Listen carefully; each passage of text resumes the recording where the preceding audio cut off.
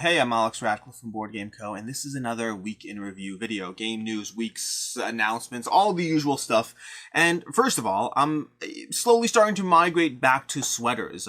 Basically, we're heading into winter territory over here, which means it's back to sweater season, no more of those short sleeve T-turtle shirts with the fun designs. I'll probably still wear them occasionally, but they're going to be less frequent as long as the winter months continue. I'm filming in a basement here, which does mean it's colder than I would like. No space heaters because those make a little audible hum in the background, so it's like as I film the video, which is not the best. But that is a complete tangent. Let's go ahead and jump into the various sections. As usual, timestamps down below, starting with a variety of shoutouts. Again, some that I already talked about, just going over them again. On this past Monday, I did a Codenames Twitch stream over on CGE's channel, or technically it's Tim Riel's channel, who does stuff with Codenames, with AEG, with wrong company, with CGE, and I did that with Chris George from Room&Board, who I also had a video this week, which we'll talk about doing the week in review section of this.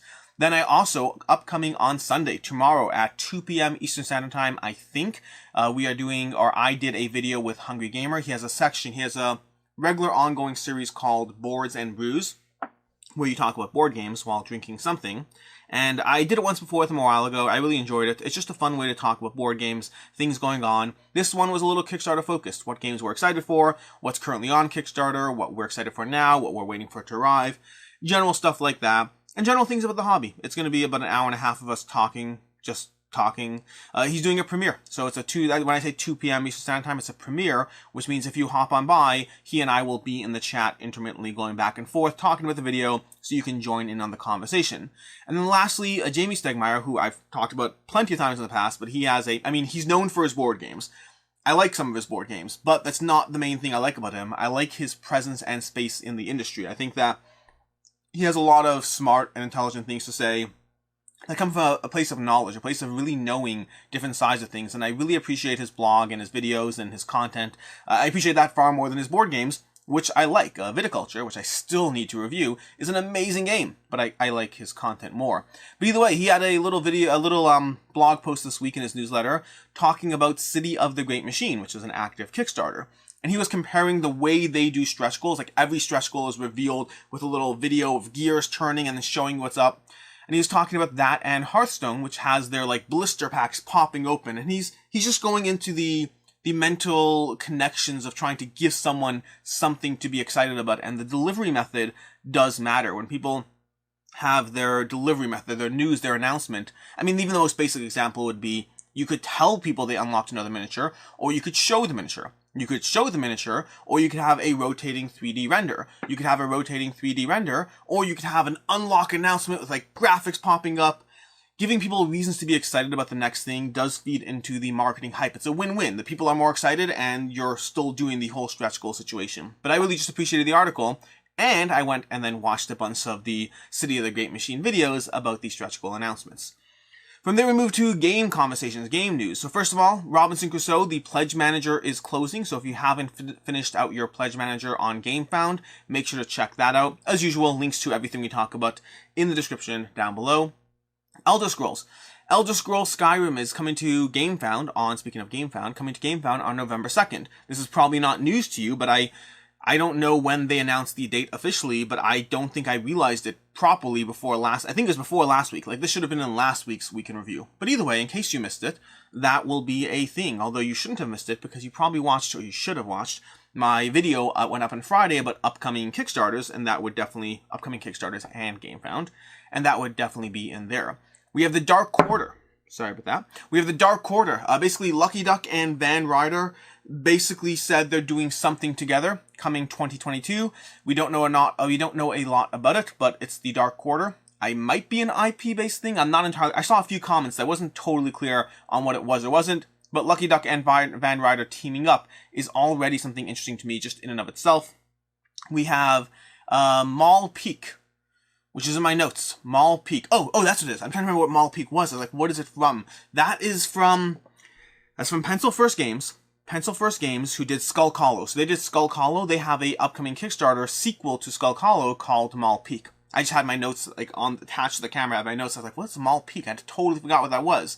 And then lastly, we have Risk Shadow Forces. Basically, Risk is coming back, Hasbro, whatever, they're coming back to their Risk Legacy roots with Risk Shadow Forces, which will be coming at some point in 2022. So we're getting a Risk Legacy-ish. I didn't look into it that heavily. Something to do with Risk Legacy in case you wanted to see whether Legacy is still alive and kicking. The Legacy is interesting because I think we've seen less and less Legacy as time has gone on. Its Legacy as a concept has really kind of hit a wave. We had Risk Legacy, then people stopped paying attention, and then we had Pandemic Legacy, and then things started paying attention because it was the #1 game of all time for like a year or two. But I think Legacy games in general are not as currently announced. They happen occasionally. We have Pandemic Legacy Season 0 coming out, but more and more people are focusing on Campaign or Legacy Light, Legacy where you can reset the components. So I'm curious to see what happens to that genre. We had Charterstone, we have Queensdale, we had all these games coming out. We had Aeon Zen Legacy. But again, I mean, we have Divinus. Divinus was Legacy, but even then they had a reset pack because they had enough public pressure that they put a reset pack out. Either way, this could have been its own topic of the week, but it's not what I prep for topic of the week. I don't prep, I just literally write down a few words and talk about them. But the topic of the week this week is about lots of first impressions videos lately. And by lots, I mean we're going to have another one go up tomorrow. Like tomorrow, on Sunday, there'll be another one, which we'll talk about towards the end of this video. But effectively, I have been doing a bunch of first impressions videos. I'm trying to remember all there were. There was Resident Evil, there was Fractal, we had Fractal, we had Resident Evil, we had Isofarian Guard. Tomorrow on Sunday, we're going to have Skyrim. That one, I'm going to be talking about that one. I'm trying to remember what else there are. I think there's like another 2 or 3 that I'm missing. And I don't usually do first impressions videos. Usually I try to play through enough to develop an opinion, and then I talk about the game. The reason for the first impressions videos, with one exception, Fractal is an exception, but for the most part, well actually no, there's different reasons for all of them. So let's go through them. And first impressions, the difference between a first impressions and a review, in all cases, your knowledge of a game is always expanding. I talked about this in an older video called Review Drift, inspired by Johnny Pat Canton. He posted an article, I did a whole video on it, but the basic idea is that a review of a game is based on a finite point in time, based on a finite number of plays, based on a finite length of time of exposure to the game. I might have a game for 2.5 weeks and 5 plays before I review it. And that isn't the same as having the game for 6 months and 15 plays, or even 6 months and 5 plays, playing it naturally. 1 play this week, 1 play next week, give it 2 months break, then another play. There's all these different conversations about the way games stay in our collection and filter into the way we play games. And reviews inherently are not, most reviews by most people. So for example, I recently did a review of Too Many Bones. That was a great review. Not because I did it, but because it's a review of a game that I've had in my collection for 3 years. And it's a game that I played normally. I played it the way I got it, and then I played it, and I enjoyed it, and then I put it back, and then I pull it out infrequently. That is a game that I'm reviewing based on my experience that was not driven by anything other than my experience with it. That's something I've done with other videos when I pick old favorites and review those. When I reviewed Inish, when I reviewed Cyclades. Whenever I review an old favorite, it is a review that's done the way ideally reviews should be done. But the should is complicated. I go into that into Review Drift. That's not really the topic here. But the difference between a review and a first impressions, at least for myself, is whether I believe I have enough information to talk about it competently, to talk about it well, to have a genuinely formed opinion. Will that opinion change over time? Yeah, absolutely. Will it change over another 5 plays? Sure, totally. To me, though, it is my opinion of how much information I would like to have versus how much information I do have. So in some cases, I only think I need 3 plays, and then I get 3 plays, and great. Depends on the game. Every game's different. In some cases, I think I need 5 plays, and I get 5 plays. Great. In some cases, I think I need, well, more, because I need here, and I only get to here. That's when I call something a first impressions. When my opinion of how much information I need based on my own standards for myself, which may be different than your standards for me, and that's okay. We'll all have different standards, but my opinion of my standards, when I don't hit those standards, that's when I call something a first impressions video. And from the ones we've had recently, there are different reasons for them. In the case of Resident Evil, I got 2 plays in of a single scenario. They only sent us 1 scenario. I played it twice. And then I also played Resident Evil 3. But I didn't play more than 2 plays of Resident Evil. And so what am I supposed to do with that? And the answer is I call it a first impressions, I quantify my opinion, I give reasons in the situation at hand, and then I talk about my experience. Will my experience extrapolate outwards the same way across 5 more plays? I don't know, because I haven't played 5 more plays. If I knew the answer, I'd call it a review. That's the whole point there. Similarly, Skyrim. Skyrim is one that It is an epic long game with dozens and dozens of hours of content. You know, the low end is like 12 hours of content if you power through everything, try to ignore every side quest. On the high end, it's dozens and dozens of hours of content before you even touch the expansion. But the online play I have, the TTS that's currently released, I think I'm currently around an hour and a half in, and that's with trying everything. I probably have, no, more than that. I'm probably more than that. But I'm probably like around 2 hours in of trying everything they have, and I feel like I need to see more. I feel like the amount they gave me, and plus it's TTS only, meaning inherently it's not the same thing. It's not a game on my table. I don't have a physical prototype because I'm not sending them out. It's a TTS only. It'll be my first TTS only review on the channel, but I just don't have the degree of information I'd like to call it a full, in the case of Fractal. Fractal is a game that I got the game mid-campaign. And I got the game doing a month where I already had tons of games that I had to cover. Playing Fractal 3-4 times wasn't something I had time for. I enjoyed my plays of Fractal. I didn't love them. If you watch the review, I liked my plays of Fractal. I enjoyed it. I'm happy to dive back into it. Also, I'm not 100% sold. But that wasn't, because I had one person in the comments who was like, oh, if you played it 1.5 times, that should say everything you need. And I'm like, go jump in a lake. I will tell you if I don't like a game. I'll tell you, or I just won't cover it. I've told you as well. Sometimes I will not cover a game if I don't like it. Fractal is a game that I got it mid-campaign, and I got it with like 10 days left in the campaign, and I have to play it within those 10 days, and review, and edit, and get it up. All those things take time. And so I got an 8 play and a half. We got our first half play that we recorded, and then I got another play after, and then I was like, I can hope that I get another play in, or I can just put this up while there's still time to decide. And so I did the latter. But that is why I called it a first impressions. I would like more than 1.5 plays of Fractal to have a fully formed opinion of the game. Then there's Isofarian Guard. Isofarian Guard is one that I actually had more time on my end if I wanted to. The problem there is I got the game to unbox, this is timeline-wise, I don't remember exactly how long ago. I got the game maybe a month and a half ago. We unboxed it, I dove in for 2 games, then Sky Kingdom Games was like, hey, we'll get you the rules over, and I was like, great, because I could use the rules and I'll dive in more, and then it took them, no, I'm not blaming anyone, I don't care, it's all good, but it took them like 3 or 4 weeks to get the rules over, and that's 55 pages of rules. So now I had to read 55 pages of rules, and then play the game more to be able to talk about it. So I did do that. I did. It's not that I didn't do it. It's that I did it with the understanding that, hey, I'd like to get this video up before the Pledge Manager closes so people can make an informed decision. I had a bunch of people asking me for a video, and I was debating whether I'd have time or not, and eventually I was like, you know what? I'll spend the whole week. I'll power through it. I'll get in 3 or 4 hours of gameplay because I had like 1 hour before. I'll get another 3 or 4 hours, and then I'll do what I can. And depending, I may have called it a review. If 3 or 4 hours in, I would have felt that I could call it a review, I would have. But I didn't. I felt that I still hadn't seen enough of the game to have a fully formed opinion. Campaign games in general, I find often require more plays before I'm comfortable calling it a review. And usually the metric I give is, I want to play a campaign game enough times that I no longer feel like I'm constantly discovering new reasons to adjust my opinion. Once I have, 3 or 4 sessions in a row where my opinion isn't changing and evolving as the game changes around me, that's when I call it a review, which is different for different games. For Chronicles of Drunagar, it was like 6 or 7 plays. For Assassin's Creed, I think it was like 9 or 10 plays. I just need the world to stop changing around me so that I can pause and be like, it's time for a review. And again, in the case of Isofarian Guard, I enjoyed the game. I talked about it. I went over the game. We'll talk about it more doing the week in review section here. But overall, I still did not feel that I got to a point where the world wasn't changing and evolving around me. I feel there's at least one more. There were more first impressions. I think there's like one more first impressions. But that's basically the topic, so to speak, first impressions and the nature of them. I don't like calling things first impressions. I do it when it's true. I should rephrase that. I don't like having that many first impressions because it gives the impression that I'm just powering through games, rapidly giving my thoughts, moving on to the next one, which technically there's nothing wrong with it. It's just not what I like to do on the channel. I like to actually play and dive into the games. But in this case, with the exception of, in the case of Isofarian Guard, it's timelines. In the case of Fractal, it's timelines. In the case of the other two, there just wasn't enough. There wasn't enough time.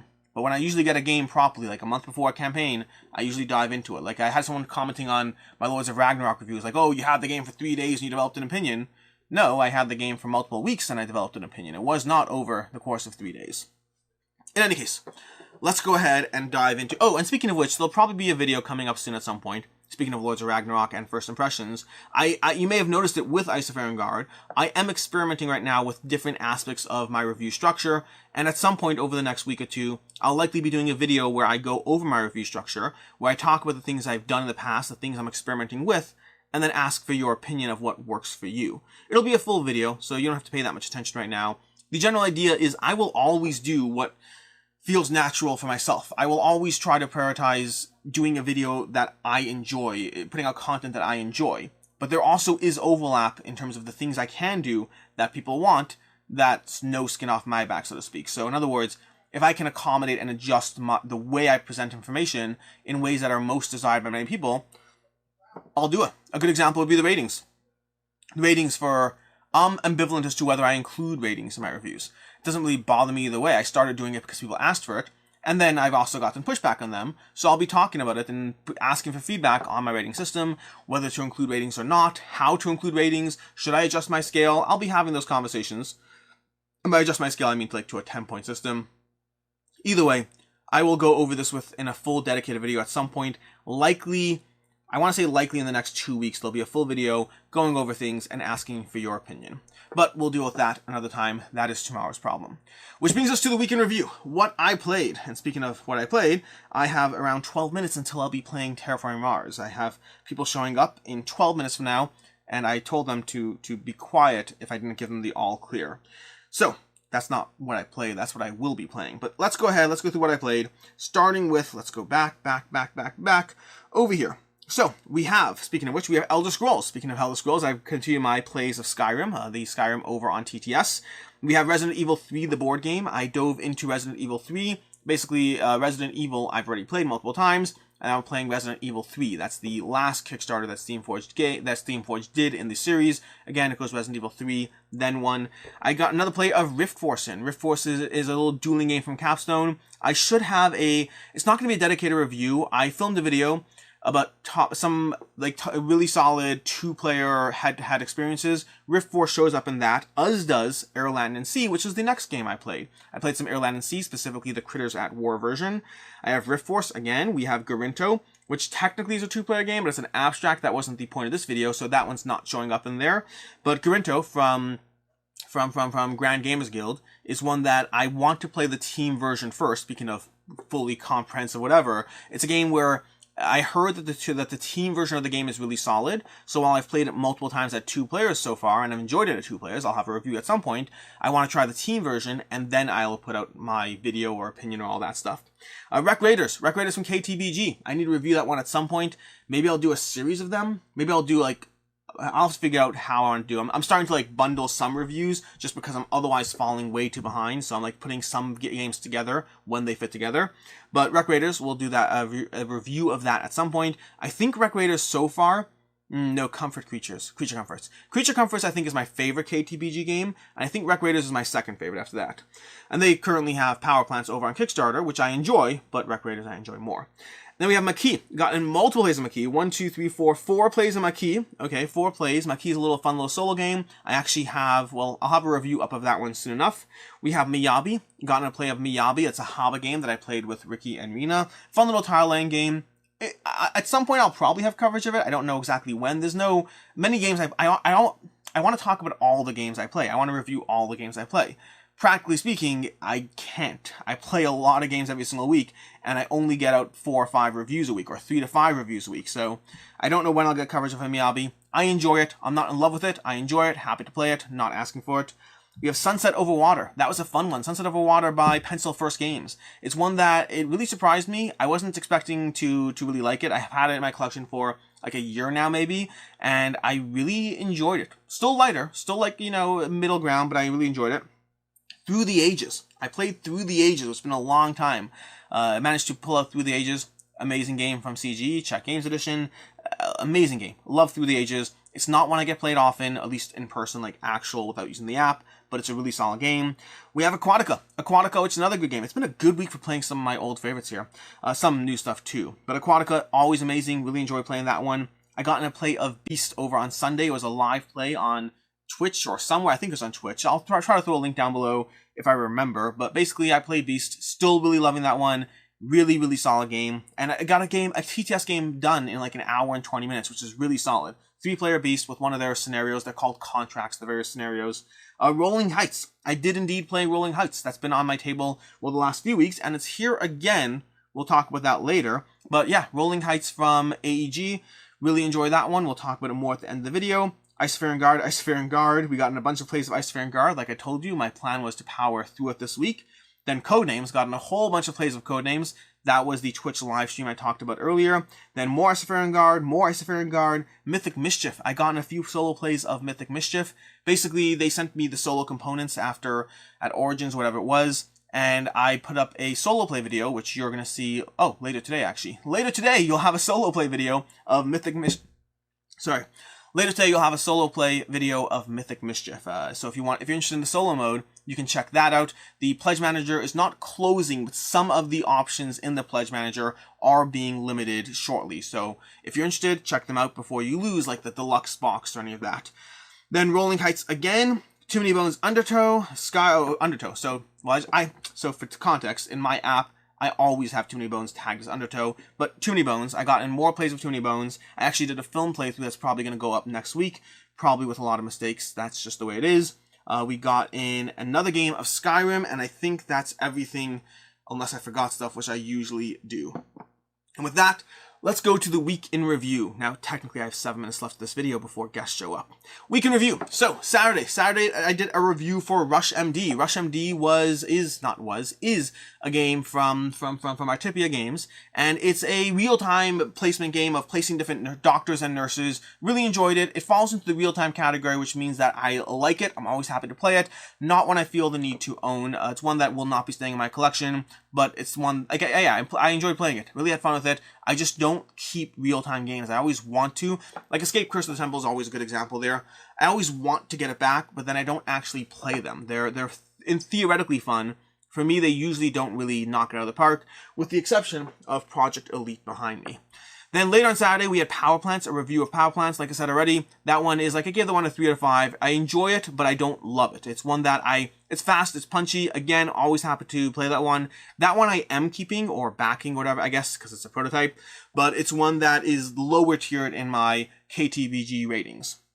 And that's primarily, by the way, that's more a reflection of the fact that it's area control in the family-friendly genre, which means Ricky doesn't enjoy it as much as other KTBG games. Ricky's my daughter. And I am not going to pull it out and contrast it with other area control games, so it's going to be harder for it to hit the table for myself. Then on Sunday I had a board game upgrades video. It's a monthly series. I pop them up every month. This one was focused on a bunch of Euro games and their inserts. Next month's will be focused on stickers, so if you want to check that out, we'll see that. Then later on Sunday, I did Where Are They Now? That's a monthly series I do, looking back at a year ago, last month, a year ago, talking about the various games I reviewed and how they've changed or adjusted in my opinion. No major shifts this time around, just some regular small notes. There's always some small shifts, not necessarily rating shifts, but like just how I feel. I play this one more, that one's becoming a little samey, things like that. So I go over that in that video. Then on Monday was To Back or Not to Back. It was the longest To Back or Not to Back to date. It came in an hour and like 6 minutes, which is not that long. It's not that much more longer than past ones, but it's still the longest one, with lots of hits like Unbreakable, Too Many Bones, with their Ragnarok, whole bunch of games in there, many that I'm backing, unfortunately. On Tuesday we had Marvel Dice gameplay. We had a few videos on Tuesday. The first one was Marvel Dice Throne gameplay, where I played against Rena, and I lost because that's what happens. Then later on Tuesday, I had a review of Kinghill. That's over on Kickstarter. Kinghill is a 2-player worker placement game. So it's one which you're 2 players facing off, trying to grab cards to basically build up your Hearthstone lineup of armies and attack each other's castles. It's very unique in what it's doing and the way it approaches things. It's also very specific. You have to like a bunch of specific things for Kinghill to be right for you. I give it a 4 out of 5. It's one that I will be adding to my collection. I am curious how often it gets played because of the specificness of it. So I am curious how it plays over time or how it stays in my collection over time, but I do really enjoy what it's doing. And then later on Tuesday, we had a Should You Back It / mini review of Marvel Dice Throne. Short version is if you like Dice Throne, it's more of the same. I don't know if it's amazingly different or captivating, but also I had the 2 lightest and weakest characters. So I have to really revise my opinion after playing the cooler characters. But as far as the Should You Back It, it's going to hold its value. Not a concern there. The upgrade pack is exclusive to Kickstarter, and then I think so. I think the big box is exclusive to Kickstarter, which means it should hold its value just fine if you're interested in that. And there'll obviously be more Marvel Dice Throne in the future. That, I mean, I imagine with a campaign that did $1 million in a day, I imagine there'll be more Marvel Dice Throne in the future. Then on Wednesday we had top 10 worst games in Room&Board's collection. This is a regular series I do whenever I find another content creator and see their collection. I look at their games and I talk about the top 10 worst games they own. I think it's fun to do it. I think it's fun to just, and again, usually people own good games. And something I try saying in every video, it doesn't always land. When I say top 10 worst games, it means I have to hunt through their collection for games I could complain about. It's not bad games. They're games that I have reasons to complain about. So for example, every one of these videos has a hit, by the way. Like when I did it with Quacklope, it was This War of Mine. When I did it with, I don't remember, but every video will have a hit in terms of the game that sets people off. In this one, it was Battlestar Galactica, because I called Battlestar Galactica the top 10 worst games in Room&Board's collection. Now, first of all, to my credit, it's leaving his collection, so he agrees with me. He's getting rid of it. But it's not that it's a bad game. It's that I have critiques and reasons why, despite the fact that it is or was a game I loved. It was a game I loved. In fact, better yet, this one will hurt, okay? It's a game I loved. It'll hurt. You'll see why. It's a game I loved, and I had it in my collection for a long time. And then when eventually I realized it wasn't getting played, and I go into those reasons in this video, I gave it away to a friend of us, a friend in my group who liked the game. I gave it to him, okay? At the time I gave it to him, it was in print, and on the secondhand market, it was worth like 25 bucks. Now it's a game that's worth like 200 bucks. So I gave him like, hey, here's a $25 game, enjoy it. I don't even know if he still has it or not. Either way, he can enjoy it. It's life. Sometimes you do nice things for people, and it turns out to be nicer than you thought it was over time. But either way, that's Battlestar Galactica and that video. On Thursday we had two videos. Isofarian Guard, first impressions, went over the Isofarian Guard, basically my experience with it. Short version is, it is still a campaign game, which means I still don't know if it's a game I keep over time, or if it's a game that I keep for 6 months and it shows up in one of those games leaving the collection video. I don't know. The good news is I like it right now. I'm still diving into it right now. I'm still enjoying it. In fact, he asked me to send the copy back to him. By him, I mean Skyrim Games asked me to send their copy back, and I am willing to. I'm a little sad to see things go because I was currently going through the characters. I'm 4 or 5 hours in, and I'm gonna have to. I don't have to restart next time. I could pick up from where I left off. I probably will, but I'll have to like recreate what I was doing. I do want to dive back into it. I am currently enjoying the world. I have complaints. I go into those in the video. Right now, if I were rating it, it would be a 4 to 5. Right now, but it could, I don't see it going down. It could theoretically go up, but the problem is a 4 to 5 with a campaign game, I'm not yet sold on. So I still need more time with it to see how it fares long term, but for right now, I'm definitely intrigued and excited to dive back in and continue. Later on Thursday, we had the video about the World Series of Board Gaming. This is a thing you've seen going around from channel to channel. There's a competition in Vegas next year where people can win $25,000 and different other second, third, fourth place prizes, all those things. Sounds bizarre. It is bizarre. I just spend, 20 minutes talking about it in that video on Thursday. And then Friday we have upcoming Kickstarters. All the Kickstarters upcoming in November. It is a packed and busy month, which I'm surprised by because I thought things were slowing down. Apparently they're not slowing down yet. Maybe next month. Probably next month. The way it works in general, by the way, is people try, not always, but they try to manage not having too many Kickstarters in the later November and December period, because that's when people are balancing their holiday spending. If you launch a Kickstarter November 30th, you're competing against all that Black Friday's money that just went out the door and all the Christmas shopping coming up. And yes, there are 2 Kickstarters launching November 30th, including Harakiri.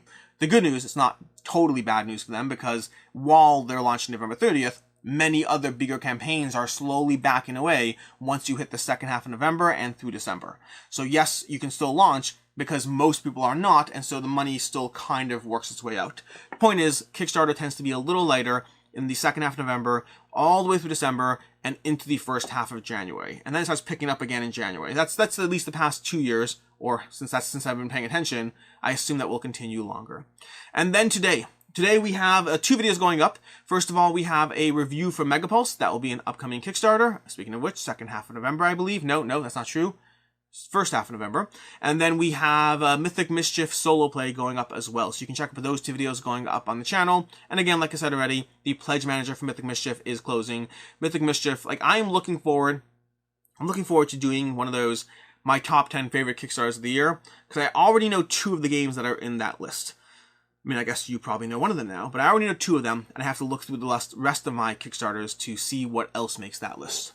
But either way, and then later this week we have a few videos. As always, we have games leaving the collection, and then speaking of which, we'll also have, going up earlier the week, 10 games I didn't think would ever leave the collection. Basically, a few weeks ago, I did a video on games that will never leave the collection. Well, no guarantees, but probably. And then I thought a good idea would be to do another counter list of 10 games that at one point or another I thought would never leave. And they're gone now, so I was wrong. And the point is, nothing is ever safe. And then, games on the table. Let's talk about the games on the table. There's a few over here, more than I usually talk about. To begin with is Rolling Heights. Already played this a few times, and I'm looking forward to playing it again. I'm just talking about it because I'm excited about it. I'm not technically supposed to be talking about this game until January. I assume they won't mind because I'm not going into detail, but I am saying that I enjoy it. We'll talk more about it, but I'm liking it a decent amount. It's fun. Don't get too hyped up. It's just fun. I just like the game. Then we have Obsession. I hope to play Obsession this week. It's been a while since I played Obsession. I just want to play... I like balancing the playing games for the channel and playing games for fun. Don't get me wrong, playing games for the channel, most of the time, is also playing games for the fun. But, like, I have all these games in my collection, and I want to actually play them, too. Then, speaking of playing games for the channel, I'll be playing Harakiri, hopefully, this weekend. We'll see how that goes. As well as the Order of Vampire... No, that's not true. It's called... what's the name? It's called Ancient Blood. Ancient Blood, the Order of Vampire Hunters. It is a prequel to the Order of the Vampire Hunters, and it's one that has some same game mechanics, but mostly different new game mechanics. And then we have Endangered, which is, again, is a Kickstarter I backed already and would like to play for fun. So we have a good mix of fun and work still being fun, over on the table here. And then just randomly, if you're wondering what I've been playing with this whole time, it's the magnet that you use to pick up the various places. So I have my token tray over here, or my cup holder divot where I can put cups over here on this table. I'm just fiddling around with this because I usually fiddle around with something. In any case, I'm about 4 minutes overdue, which means either people came through the door very silently, or it means they're late, and it's time to go upstairs and play Terraforming Mars. Until next time, I'm Alex Radcliffe from Board Game Co. I hope you enjoyed this video. Have a great week, and as always, have a good one.